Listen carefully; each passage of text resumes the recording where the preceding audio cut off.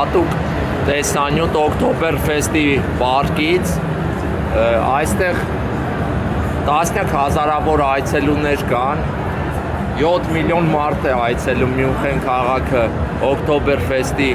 օրերին ամեն տարի եւ ամբողջ քաղաքը հիմա տեսողության անիվից ձեզ եմ ներկայացնում սիրելի դիտողներ, հայ քալիքի հարգելի բաժանորդներ։ Ֆանտաստիկ տպավորություններ են, ֆանտաստիկ տեսարան է մեր առջև եւ տեսողության անիվի միջոցով հիմա փորձում եմ փոխանցել այդ տպավորություններն ու տեսարանը ձեզ։